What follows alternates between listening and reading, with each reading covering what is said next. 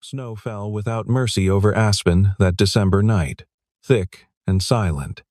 The kind of snow that erases the world and replaces it with something that looks almost sacred. The Grand Aurora Hotel rose from the white like a cathedral, all pale stone and blazing light, its crystal windows throwing gold across the buried street below. Inside, the charity gala was in full swing. Strings of champagne flutes, men in dark tuxedos, women draped in silk and diamonds.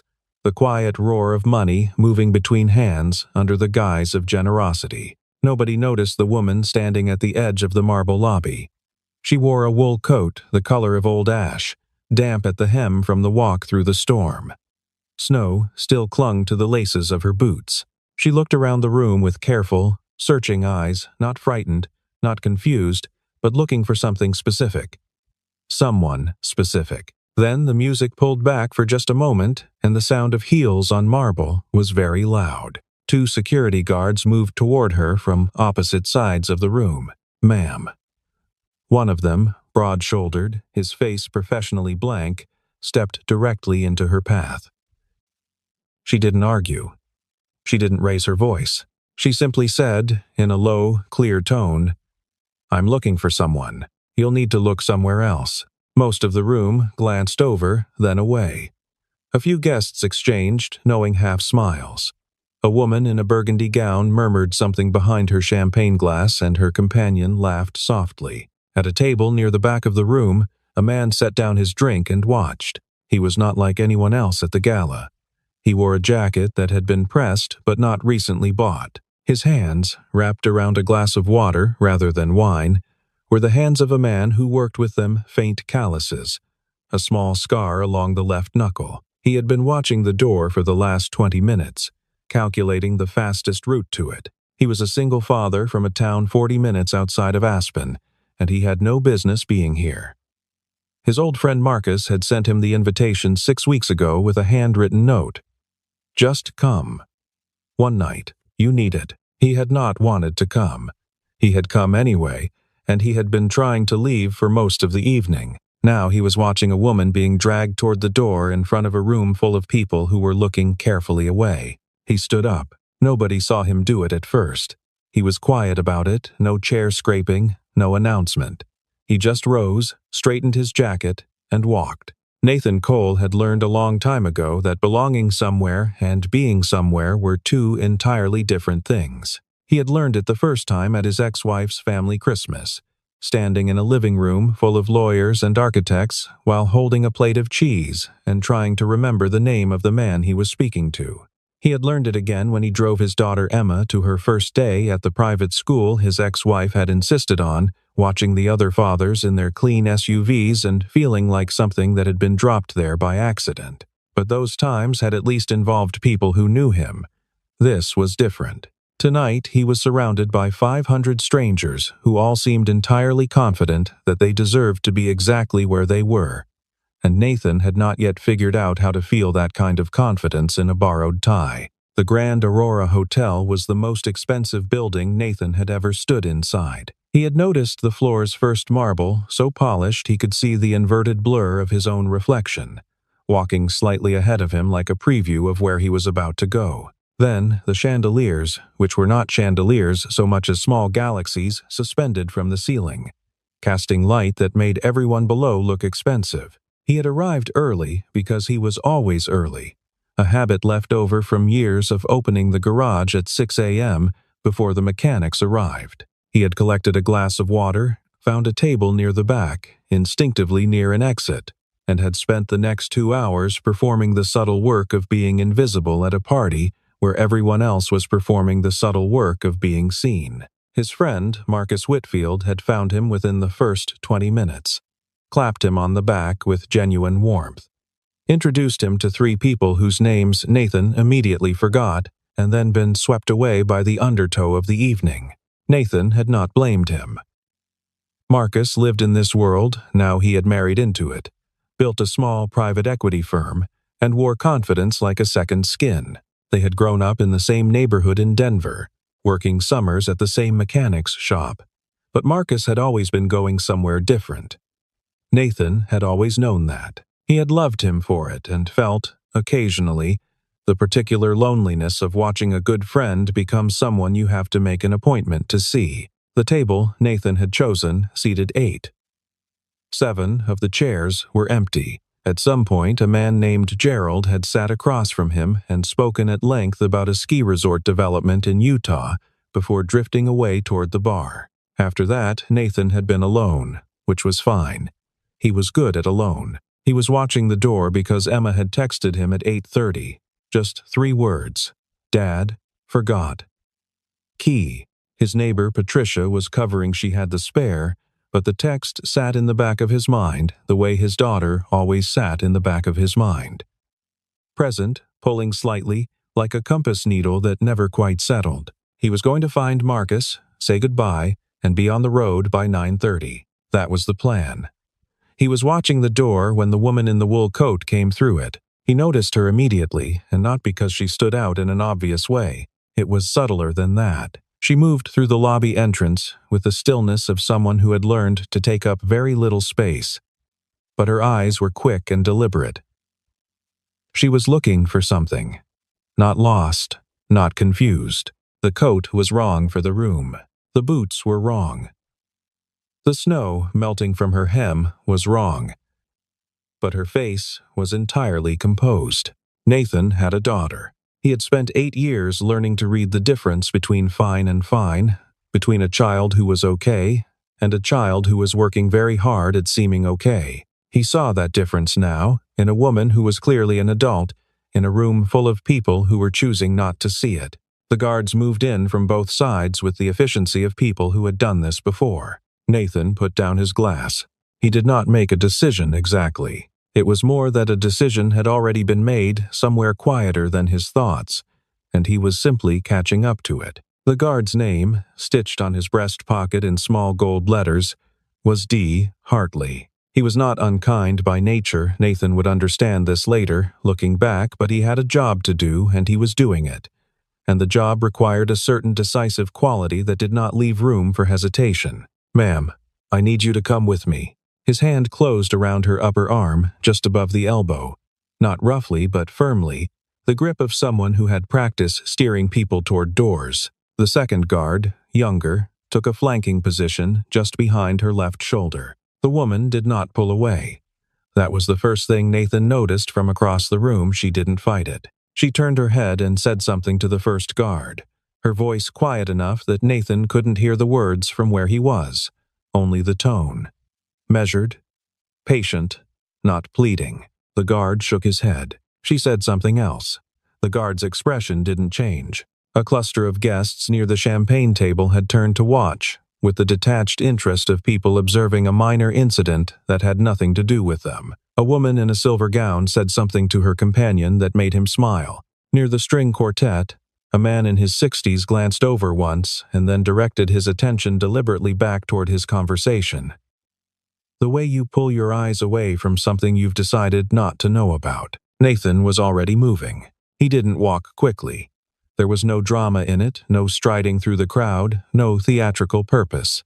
He simply walked at his usual pace, steady and straight, toward the door where the 2 guards were maneuvering a woman in a wet wool coat out of a room where everyone had already forgotten she existed. He arrived before they reached the door. He stepped into their path, not blocking them aggressively, just standing there, in the way, with the calm of someone who has not yet considered the possibility of moving.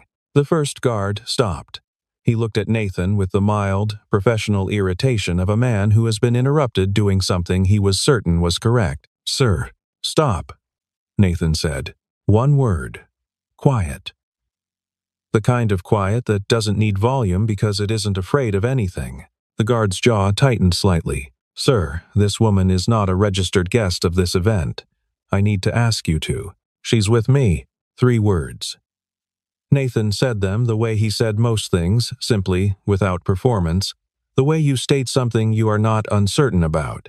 He had no idea who she was. He had never seen her before in his life. He would think about that later, driving back down the mountain in the snow, and he would not be able to entirely explain it, even to himself. The room, or at least that corner of it, had gone very quiet. The guard looked at him for a moment.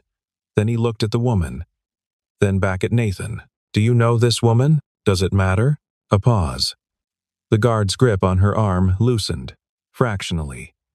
He was recalibrating. This was outside the normal script of these situations, and normal scripts were all he had. A man calmly claiming a woman he clearly did not know, in a room where half the people were watching now, was a variable he had not been prepared for. The woman herself was looking at Nathan. Her expression was difficult to read, not shocked exactly, more like someone who has been surprised by something so completely that the emotion hasn't quite caught up yet. Her eyes were gray, or close to it. Her coat had a small tear along one pocket, barely visible, the kind of thing you would only notice if you were standing close. Nathan met her gaze for a moment. He gave a small nod, the kind that means just follow along. The guard released her arm. He did it slowly, with the careful dignity of a man who wanted it understood that this was a professional concession and not a defeat. I'll need your name, he said to Nathan. Nathan Cole. And you're confirming this woman is your guest? Yes. The guard looked at him for another long second. Then he stepped back. The younger guard stepped back too. The small drama of it was over, as quietly as it had started. Nathan turned to the woman. He gestured, very slightly, back toward the room. Would you like to sit down? He said. They were not the center of attention for long. That was the nature of rooms like this. Something small and human happened at the edges, and the center went on revolving around itself. By the time Nathan had walked back to his table with the woman beside him, the string quartet had resumed, the champagne glasses had refilled, and most of the people who had watched were already talking about something else. A few were not. Nathan felt the eyes without looking for them. He was practiced at not performing for observers. He pulled out the chair beside his, the one that had been empty all evening, and waited. She sat. He sat. For a moment, neither of them spoke. The noise of the room settled around them like water finding its level. Thank you, she said. Don't mention it. I don't. She paused, reorganized. Honestly? He turned his water glass slowly on the tablecloth. I wasn't thinking much. That was more true than she might have believed. Nathan had spent most of his adult life making decisions the way he diagnosed an engine by feel, by some internal register that bypassed the part of his brain that overthought things and went straight to the part that knew. He had not thought I should help this woman.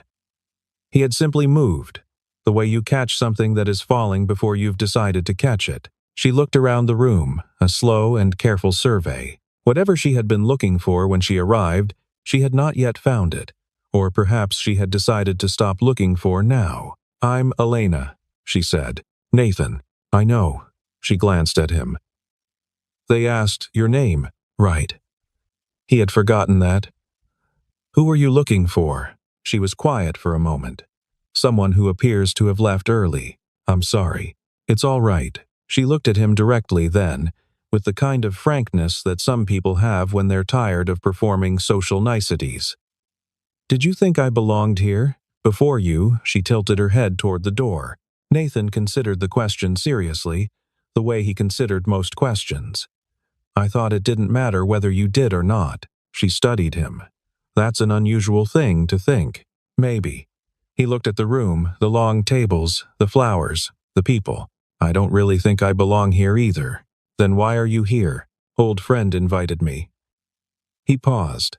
I've been trying to leave for an hour. She laughed. It was small and genuine, the kind of laugh that escapes before you've decided to laugh, and she pressed her fingers briefly to her lips as if surprised by it. Then she lowered her hand and looked at him with an expression that was something warmer than assessment and something cooler than warmth, sitting precisely in the space between. So you stayed long enough to get me thrown out, she said. Long enough to get you not thrown out, he corrected. Another silence. Outside, the snow was pushing against the tall windows in sheets, and the light inside the hotel made the storm look almost beautiful from where they were sitting. A waiter appeared. Elena ordered sparkling water, which Nathan noticed. He ordered nothing. What is it you do, Nathan? She asked. I run an auto repair shop.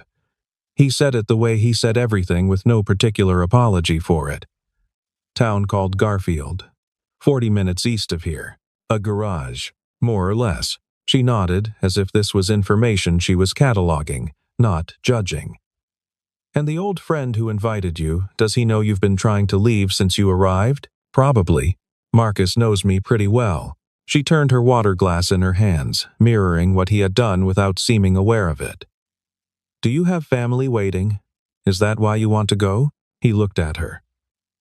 A daughter. She's 8. She's with a neighbor tonight, but… He shrugged, a small motion. I'm always somewhere between where I am and where she is. Elena was quiet for a moment.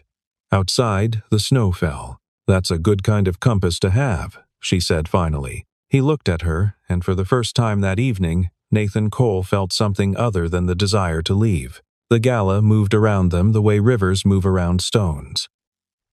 People swept past their table, laughing, gesturing, clustering, and dispersing.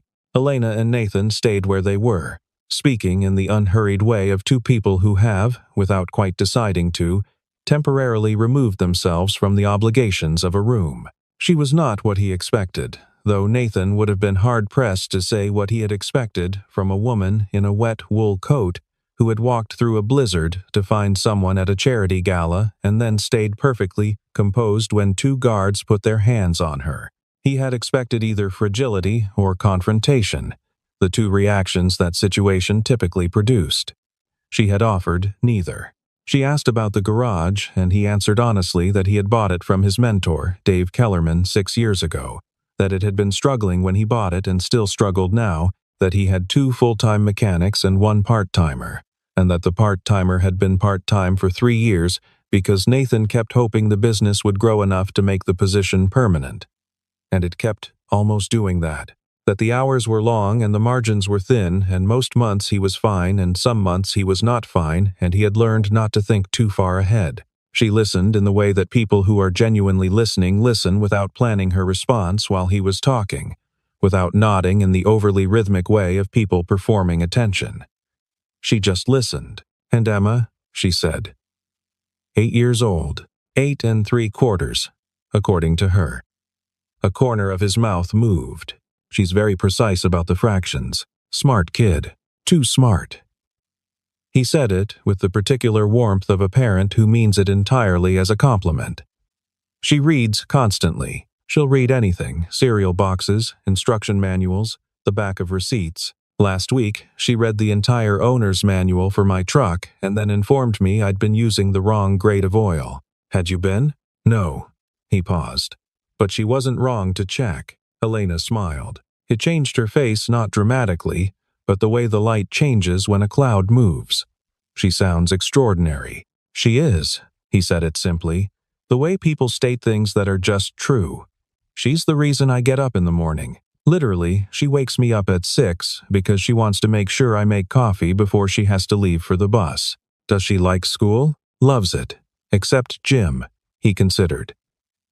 And one teacher she calls Mr. Droning, which is not his actual name but is not entirely unfair either. Elena laughed again. This time she didn't try to catch it. She let it happen, and it lasted a half-second longer, and Nathan noticed this without examining why he noticed it. What about you? He said. Who were you looking for tonight, if you don't mind my asking? The lightness shifted. Not disappeared, she didn't retreat behind a wall, but it changed. The way a conversation changes when it turns toward something real. My father's business partner, she said. A man named Douglas Crane. There was something I needed to speak with him about. He's the kind of man who doesn't return calls. You have to catch him somewhere he can't leave. And he left anyway. He left anyway. I'm sorry. It's all right. She looked up. It's been a strange evening, but not entirely a bad one. He didn't say anything to that. There wasn't much to say, but he stayed where he was, and she stayed where she was, and outside the blizzard pressed against the crystal windows of the Grand Aurora Hotel and was perfectly, beautifully ignored. It was a waiter who interrupted them, arriving to clear the glasses, and behind the waiter came a man Nathan didn't recognize. 50s, silver-haired, the easy carriage of someone who had been important for long enough that it no longer required effort. He stopped at the edge of the table and looked at Elena with an expression that was hard to read. Then, his face changed. Miss Ward, he said, and the room around them began to shift. His name was Thomas Aldrich. Nathan would learn this later. He was the managing director of a private fund based in Denver, a man who had attended 17 consecutive annual galas at the Grand Aurora without ever once sitting at the back table nearest the emergency exit. He was the kind of man for whom Miss Ward was not a name but an entire calculation. The way he said it quiet, calibrating, was the first signal. Across the room, someone else heard it. A woman in her 40s with sharp posture and a glass of red wine going still in her hand. Then, a man near the bar, turning his head with the practiced subtlety of someone who has trained himself to track certain names the way hunters track sound. Elena looked at Thomas Aldrich with the expression of someone who knew exactly what was about to happen and had already decided how she felt about it. "Thomas," she said, "it's good to see you." He recovered quickly. Powerful men do. "I didn't know you were attending tonight. Your father didn't mention. He doesn't always mention everything." A pause. Thomas Aldrich looked at Nathan, a brief, instinctive inventory. Then back at Elena. "Of course. Well, it's wonderful to have you here." He reached out and shook her hand with both of his, which was not something he had done when he'd walked up. "Can I get you anything? Is there someone I should—" "I'm fine. Thank you." Her tone was not cold. It was precise. Thomas Aldrich withdrew, moving back into the room with the speed of a man who wanted to be the first to make several phone calls. Nathan watched him go. Then he looked at Elena. She was looking at her water glass. "Ward," Nathan said. She looked up. "Elena Ward." He said it not as a question, but as the process of understanding arriving. "As in Ward Global Holdings." "Yes." He was quiet for a moment.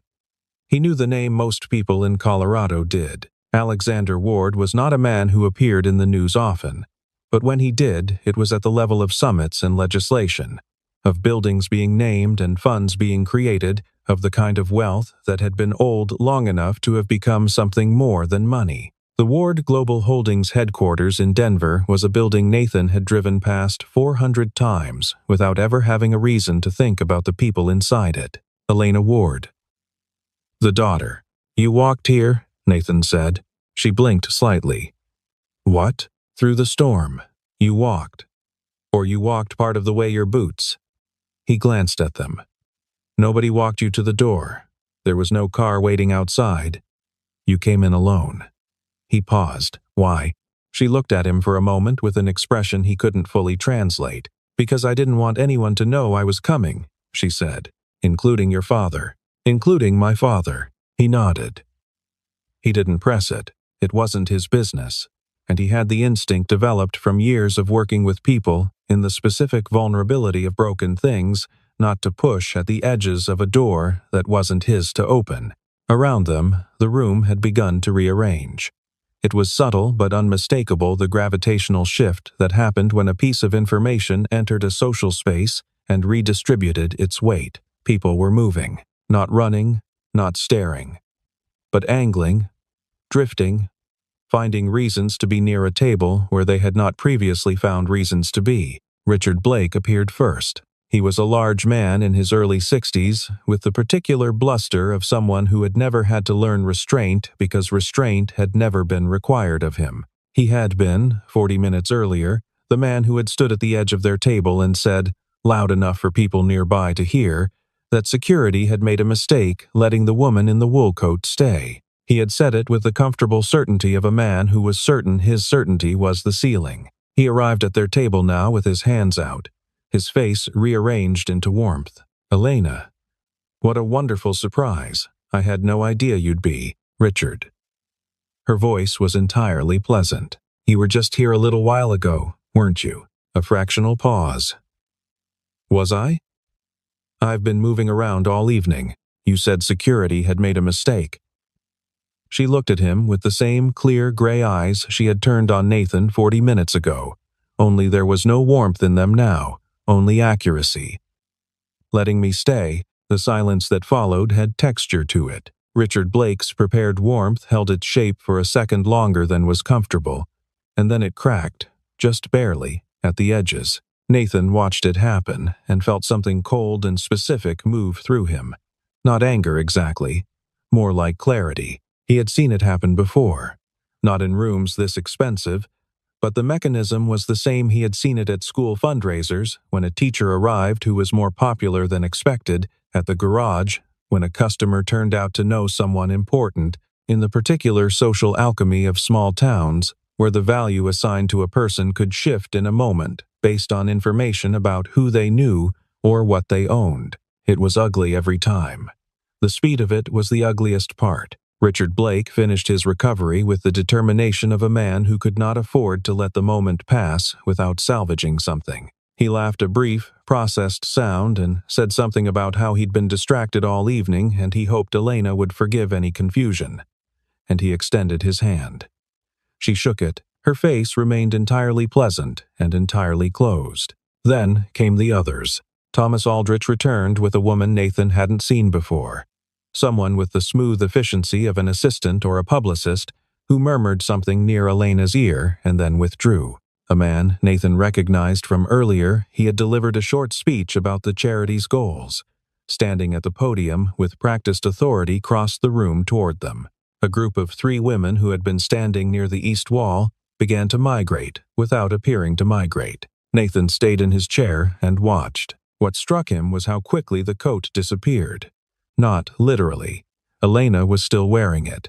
The damp wool, the small tear at the pocket, but nobody seemed to see it anymore. The same garment that had made her worth dragging toward a door 40 minutes ago was now simply not being registered by eyes that had recalibrated themselves around a last name. He watched a woman offer Elena a glass of champagne with the warm deference of someone performing a gift. He watched a man pull a chair close and begin speaking with the eager leanness of someone who needs something. He watched the guard, the first one, D. Hartley standing near the wall with his eyes slightly averted, performing the very specific blankness of someone who hopes not to be remembered. And he watched Elena. She was composed, as she had been composed throughout. She responded to people. She was gracious, which was different from warm. There was a professional distance to it, the distance of someone who had grown up around this and knew its true temperature. She did not look angry.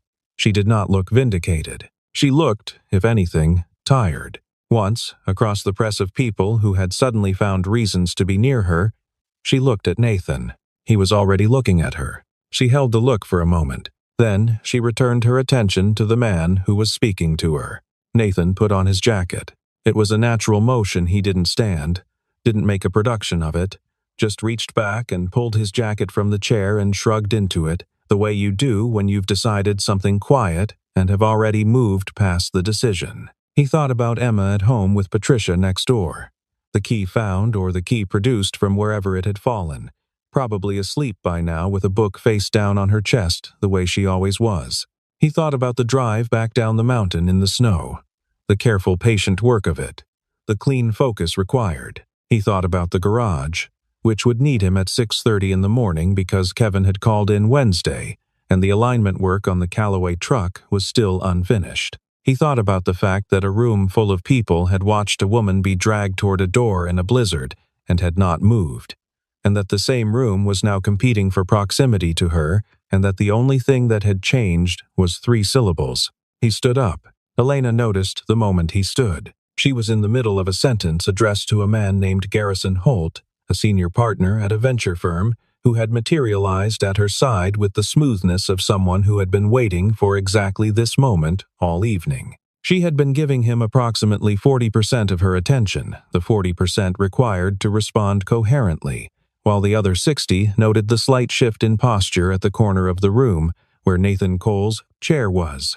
She excused herself. Garrison Holt was not the kind of man who was accustomed to being excused from, but she did it with enough grace that it took him a few seconds to understand it had happened. She reached Nathan's table as he was buttoning his jacket. "You're leaving," she said. "Yes. Why?" He looked at her, and then he looked at the room, and the look was the answer, not an accusation, not a speech, just an honest direction of his attention toward what the room had become in the last 20 minutes, and then back at her to make sure she had followed the same line. She had.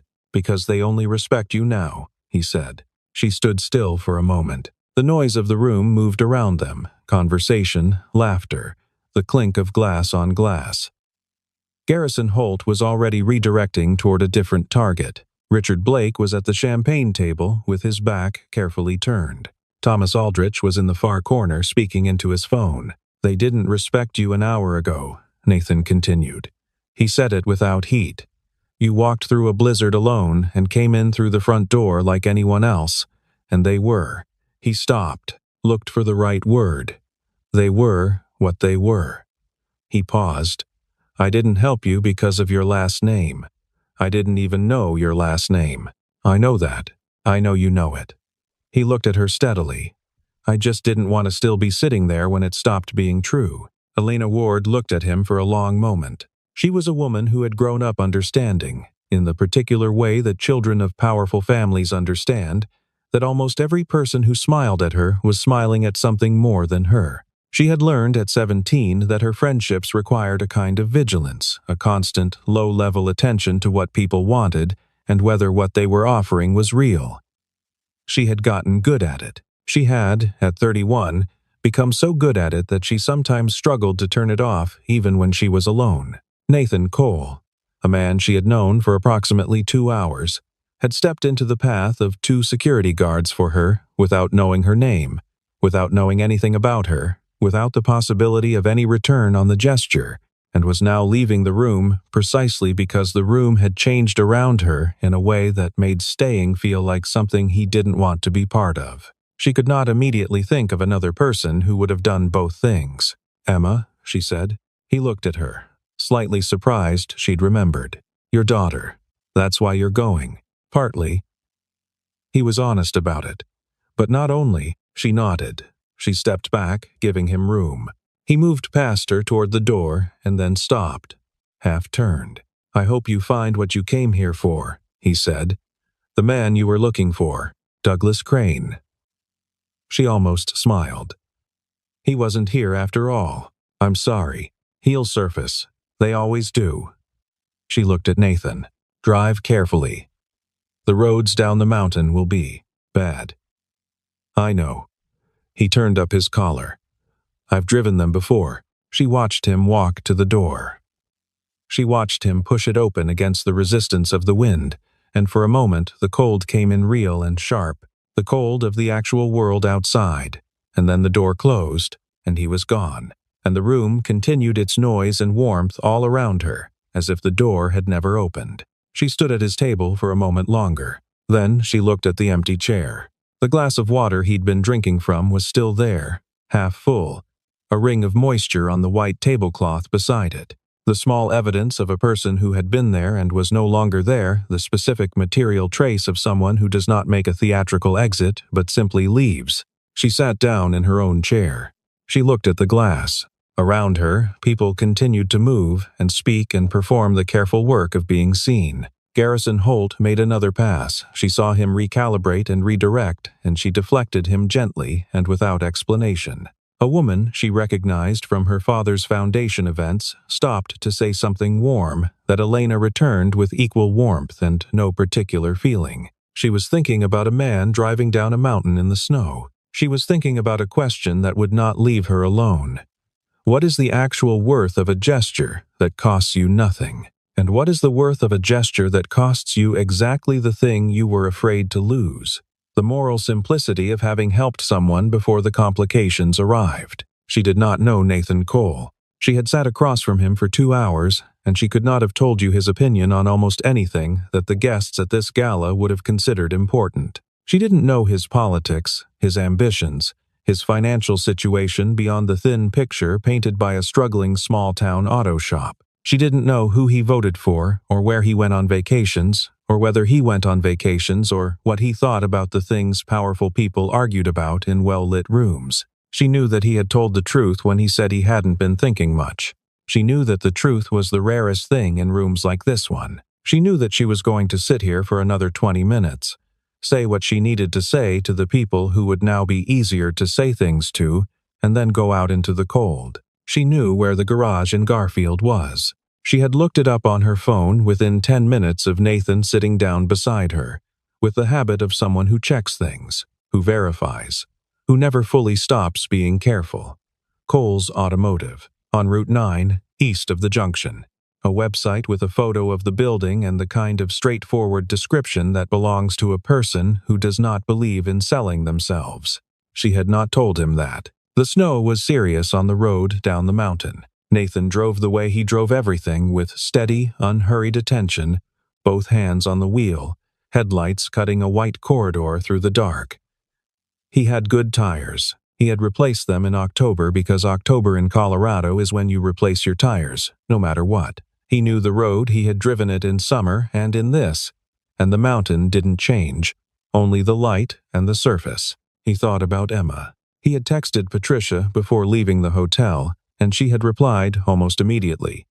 Emma had found the key herself, in the pocket of her school bag, where she had apparently put it for safekeeping, and then safe-kept it so well she forgot. She was in bed. Patricia had checked twice. She had sent a small photograph, his daughter asleep on her side, one arm out of the covers, her book closed and set on the nightstand with the deliberate tidiness of someone who respected books.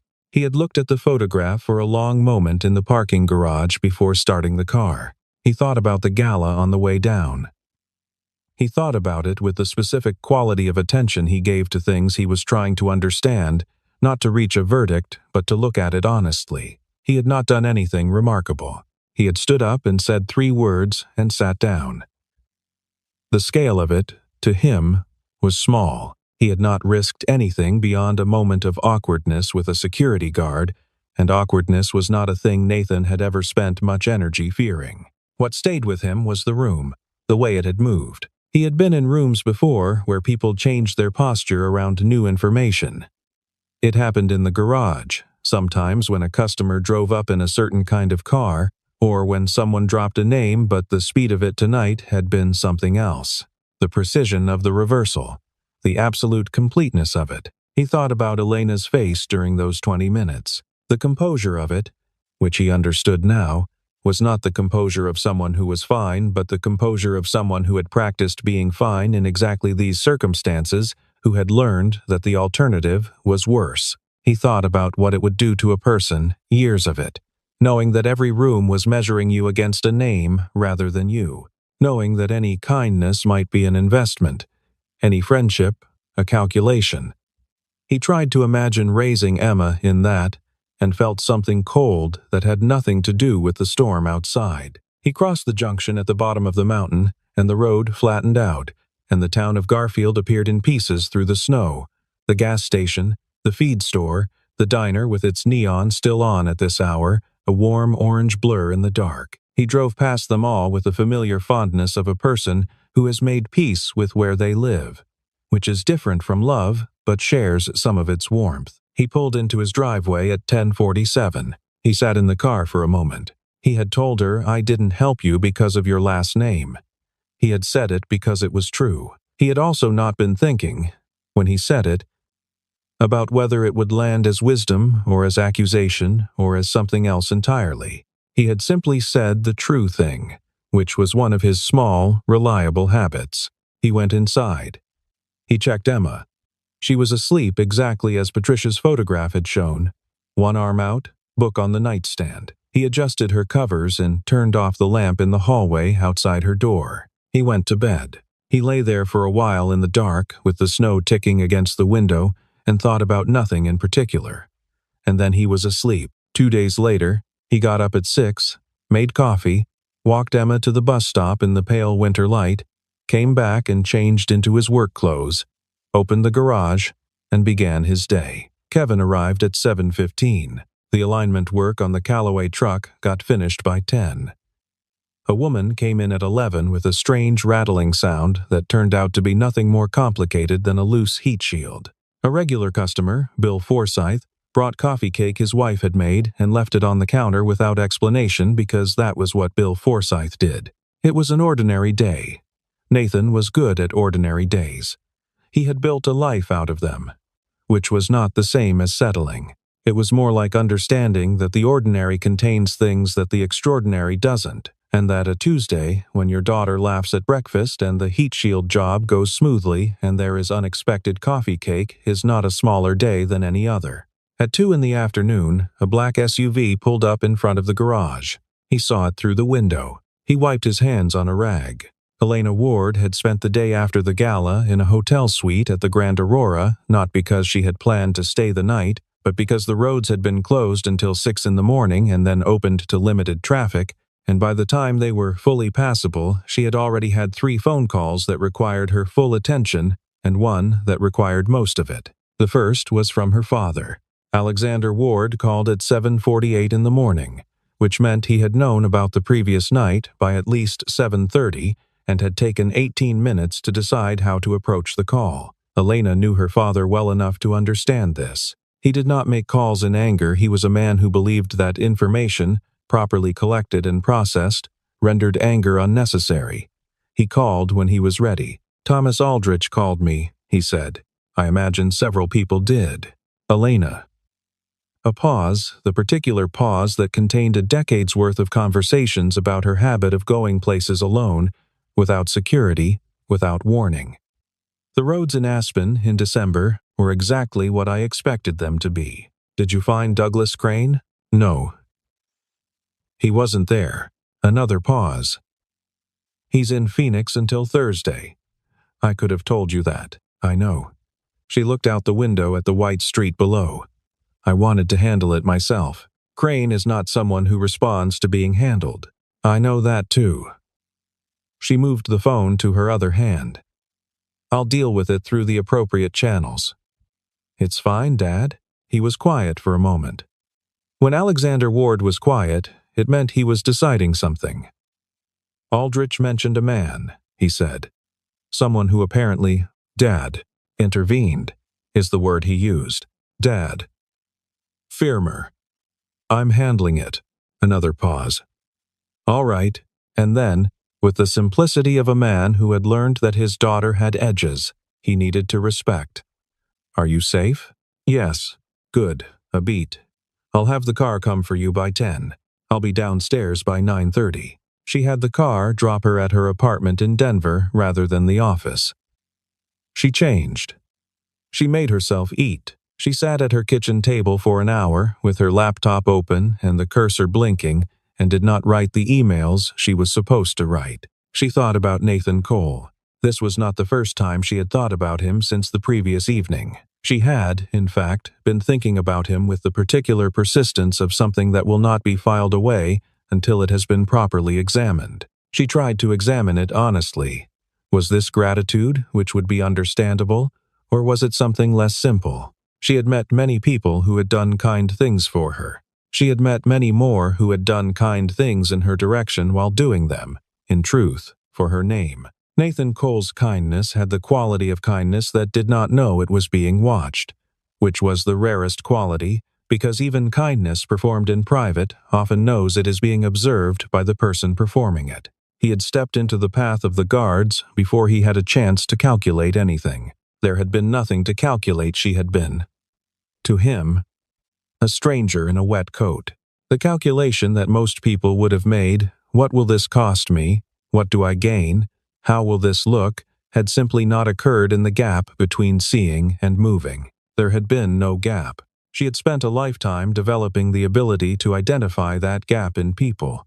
She had never seen anyone close it that completely. And then he had left, not because he was offended, not as a performance of principled departure, but because the thing that had made the room comfortable for him was the thing it had become, and he had not wanted to stay in it. She thought about Emma asleep with her book on the nightstand.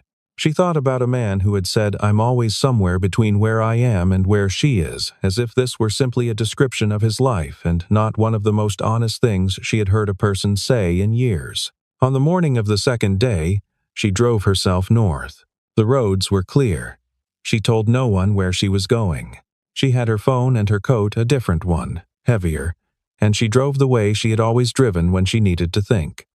A little too fast on the empty stretches, slowing on the curves, the radio off. She found Route 9 east of the junction, which she had looked up. She found the sign. Cole's Automotive Honest Work. Fair price. She pulled over and sat for a moment. Then she turned in. Nathan had the hood up on a '09 Jeep Commander when the SUV pulled in. He saw it through the windshield of the Jeep, the black paint. Clean except for the road salt from the mountain roads, the kind of vehicle that comes with certain kinds of lives. He watched it park and waited to see who got out, because you could tell a lot from how someone got out of a car. She got out the way she had walked into the gala. Purposefully, no hesitation on the threshold between the car and the world outside it. She was wearing a long coat, dark, and no one was with her, no driver, no assistant, no one. She closed the door herself. She looked at the garage. Then she looked at Nathan. He set down the wrench he'd been holding. He had not expected this. He had not allowed himself to expect it. In his experience, and he had a specific kind of experience in this, the experience of a man who had learned not to want things that were not his, the beautiful gestures ended when they ended. You did something decent, and the story was over, and the person went back to their life, and you went back to yours. That was how it worked. That was the appropriate conclusion. Elena Ward was walking toward his garage. He came out to meet her, wiping his hands again on the rag he still had in his back pocket, a habit so deep it happened without thought. She stopped a few feet from him. "Hi, Nathan," she said. "Hi." She looked at the garage behind him, the sign, the bays, the equipment he could see through the open door. "Honest work. Fair price," she said, reading the sign. "It's accurate." She looked at him. "I came to say thank you. You already said it." "I said it in the moment." She met his gaze. "I mean it more clearly now." He looked at her for a moment. Snowmelt ran in thin lines along the edge of the parking lot. The sky was white and enormous. Kevin was somewhere in the back of the garage and had not yet noticed they had a visitor, which meant the quiet would last until he did. "How did you know where I was?" Nathan asked. "I looked it up." She said it without embarrassment. "The night of the gala. I wanted to know if you were who I thought you were." "What did you find?" "A garage in Garfield with good reviews and a 3-star Google rating because someone gave you 1 star for being closed on Sundays." The corner of his mouth moved. "Mrs. Pettigrew." "She needed her oil changed." "We were closed." "You remember that specifically?" "She told me about it in person. Twice." Elena smiled, and this time it went all the way, not the small surprised laugh of 2 nights ago, but a full, unhurried smile. The kind that does not require anything from the person receiving it. It changed her face in a way he had been aware was possible since the first time she had laughed at his table and put her fingers to her lips. "I also found your reviews," she said. "The real ones. People say you're the most honest mechanic in Garfield County." Garfield County is not a large sample size. Honest is honest. He looked at her steadily. "Why did you really come?" She was quiet for a moment, not deflecting, considering. "Because I've spent my whole life in rooms full of people who calculate everything," she said. "And you were the first person I've met in I don't know how long who didn't calculate anything." She paused, and I wanted to see what that looked like outside of a room full of people calculating. He thought about this. "This is mostly what it looks like," he said. "Jeep Commander with an exhaust manifold leak. Coffee from a machine in the back that makes bad coffee. Tuesdays. I can work with Tuesdays." He looked at her carefully. He was a man who was cautious, not timid. There was a distinction, and he had learned his caution from specific places. From a marriage that had ended in the particular way of marriages that end not with violence or betrayal, but with the slow discovery that 2 people have been living parallel lives and mistook proximity for connection. From years of doing the work that his work required, which was understanding that a problem rarely presented itself as what it actually was. He did not know what Elena Ward wanted from a man with a 3-star Google rating and a bad coffee machine in Garfield, Colorado. He knew what he saw, which was a woman who had driven herself an hour from wherever she had started, with no one with her. To stand in front of a garage she had looked up on her phone at a gala because she wanted to see something outside of a room. "My daughter gets home at 3:15, he said. "She's going to want to know who you are." Elena looked at him. "What will you tell her?" "I'll tell her the truth." He folded the rag in his hand, an automatic gesture. That you're someone I met. That you came to say hello. And if she asks more questions, she will ask more questions. She always does. He looked at Elena. We can answer them honestly. She held his gaze.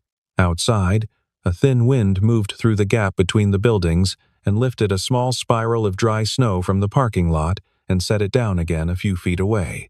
I'd like that, Elena said. Then come inside, Nathan said.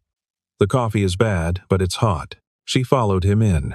The garage smelled of oil and cold metal and the particular working warmth of a space where real things got fixed. Kevin appeared from the back bay, took one look at Elena Ward standing near the tool bench in her long coat, and became very interested in something on the far wall that required his immediate attention. Nathan poured 2 cups of coffee from the machine. He handed her one. She wrapped both hands around it. Outside, through the garage door, the January sky sat low and white over Garfield, Colorado, and the snow that had fallen 2 nights ago over the Grand Aurora Hotel was still on the ground here, still clean, still quietly present. The same snow that had clung to her boots and been ignored by a room full of people, and noticed by one man sitting near the back with a glass of water and a plan to leave early. It was still there. Some things, once fallen, stay. Emma Cole came home at 3:22, 4 minutes late, because she had stopped to look at something on the walk from the bus stop, and Emma frequently stopped to look at things. She came through the garage side door the way she always did, bypassing the house entirely, dropping her backpack near the tool bench with the ease of a child for whom this space was as ordinary as the kitchen. She was wearing a purple knit hat with a small pom-pom that she would have rejected 2 years ago as babyish and had apparently reconsidered. She had her mother's eyes and Nathan's way of being in a room, unhurried, observant, already taking in the fact that something was different before she had consciously named what it was. She stopped. She looked at Elena, who was sitting on the old stool near the parts cabinet, her coat folded over her knee, the coffee cup still in both hands.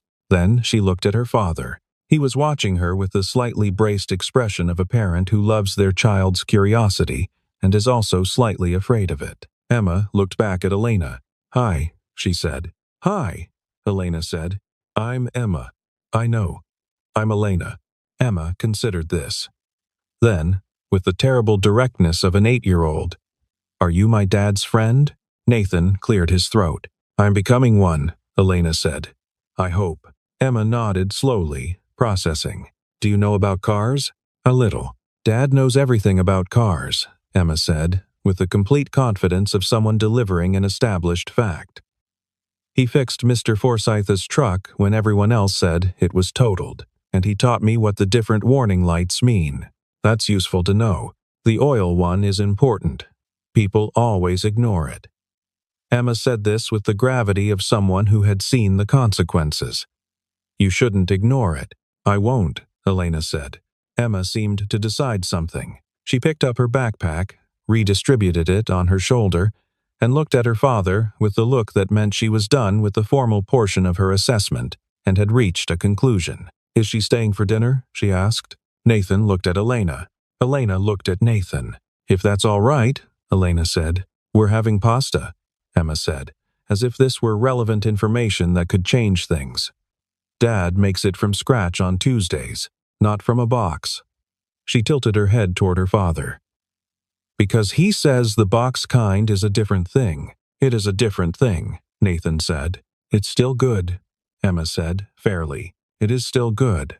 Elena was watching this, the specific, ordinary warmth of it, the particular frequency on which a father and a daughter who know each other very well speak to each other, the shorthand built from years of Tuesdays and pasta and bad coffee and reading the warning lights. She had grown up in houses with cooks and staff, which was not the same as bad, only different.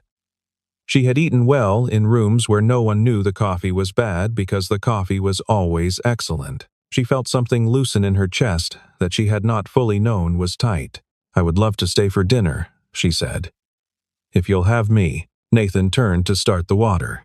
Emma settled at the workbench with her backpack and pulled out something to read, an actual book, thick, the cover too worn to read from across the room, and began reading it with the complete absorption of someone for whom the presence of adults is background music. The garage radio was on low, something instrumental, older, barely audible over the sound of Kevin finishing up in the back bay.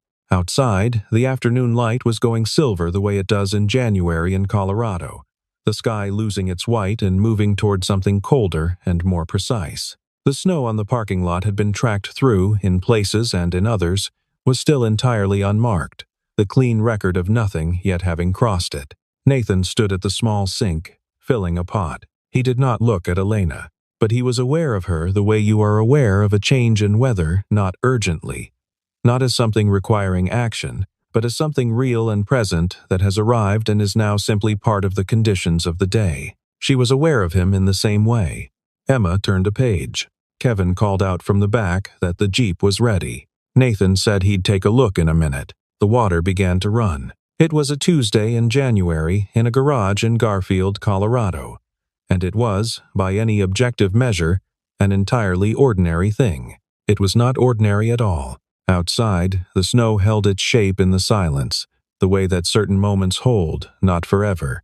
Nothing holds forever, but long enough to be what they are, long enough to be remembered as the moment when a room full of people chose to look away, and one man near the back stood up, and the thing that was set in motion by that small and unannounced decision found its way, through 2 days of snow and silence and a bad coffee machine, to a Tuesday that neither of them had planned. Honest work. Fair price. And sometimes, if you were still there when the calculations stopped, something truer than any of it.